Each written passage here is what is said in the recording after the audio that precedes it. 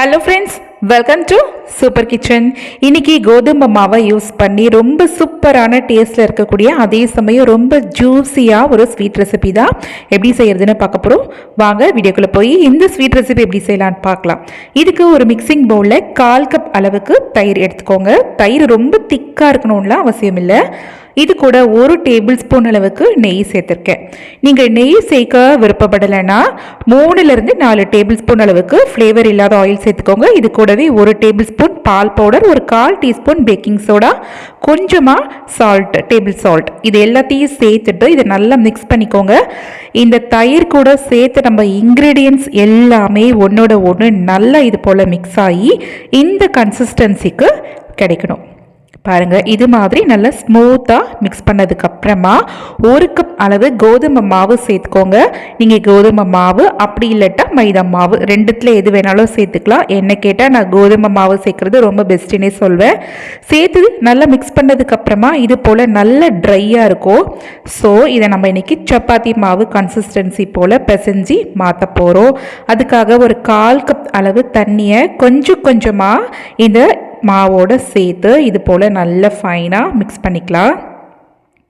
பாருங்கள், இது போல் நல்ல சப்பாத்தி மாவு மாதிரி பிசைஞ்சதுக்கப்புறமா எனக்கு இந்த 1/4 கப் அளவு தண்ணியில் கொஞ்சமாக தண்ணி மட்டும் மீந்துருச்சு. இப்போ இந்த மாவை ஒரு 15 மினிட்ஸ் வரைக்கும் நம்ம ஊற வைக்க போகிறோம். அப்போ தான் இந்த மாவு நல்லா சாஃப்டாக இருக்கும். ஸோ இதை க்ளோஸ் பண்ணி வச்சிடலாம். இப்போ வேறு ஒரு கடாயை கேஸ் ஸ்டவ் வச்சுக்கோங்க. கேஸை ஆன் பண்ணிவிட்டு ஒரு 1/2 கப் அளவு சுகர் சேர்த்துக்கலாம். இது கூட 1 கப் அளவு தண்ணி இதை சேர்த்து நல்லா மிக்ஸ் பண்ணிவிடுங்க. இந்த சுகர் ஷரப் கூட கொஞ்சமாக எல்லோ ஃபுட் கலர் சேர்த்துருக்கேன். நீங்கள் ஃபுட் கலர் சேர்க்க விருப்பப்படலைன்னா தாராளமாக ஸ்கிப் பண்ணிக்கோங்க. கொஞ்சமாக ஏலக்காய் பொடி, இது எல்லாத்தையுமே சேர்த்துட்டு நல்லா மிக்ஸ் பண்ணி விட்டுக்கிட்டே இருங்க. இப்போ இந்த சுகர் சிரப் கரெக்டாக நல்ல பிசு பிசுப்பு தன்மையோட ஒத்த கம்பி பதம் வந்த ஸ்டேஜுக்கு அப்புறமா கேஸ் ஸ்டவ்வை ஆஃப் பண்ணிவிடுங்க. ஓகே, நான் ஆஃப் பண்ணிட்டேன். நெக்ஸ்ட் இப்போ நம்ம ஊற வச்சுருந்த மாவை பார்க்கலாம். மாவு ஒரு 15 நிமிஷத்தில் நல்ல சாஃப்டாக ஊறிடுச்சு.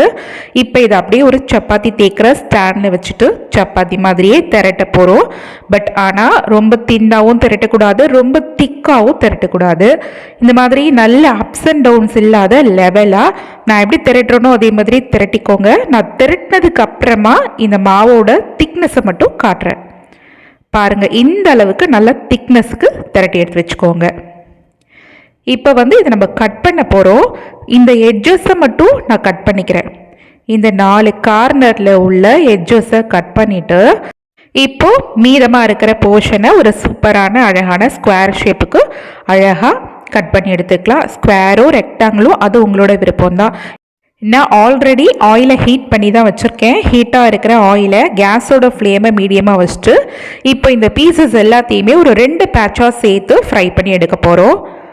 போட்ட உடனேயே ஒரு பீஸும் அழகாக பூரி மாதிரி அழகாக ஒப்பி வர ஆரம்பிக்கும். நீங்கள் பெரட்டி விட்டிங்கன்னா நல்ல சாஃப்டாக வெந்துடும்.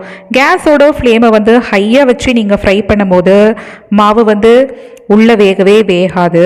வெளியில் மட்டும் கலர் டக்குன்னு ஒரு கோல்டன் ப்ரௌனுக்கு சேஞ்ச் ஆகிடும். ஸோ நீங்கள் கேஸோட ஃப்ளேமை மீடியமாகவே வச்சுட்டு இது மாதிரி ஒரு 80% அளவுக்கு நல்ல ஒரு கிறிஸ்பியாக பொரிச்சு எடுத்துக்கோங்க. நல்ல முறுமுறுன்னு பொரிச்சு மட்டும் எடுத்துடாதீங்க.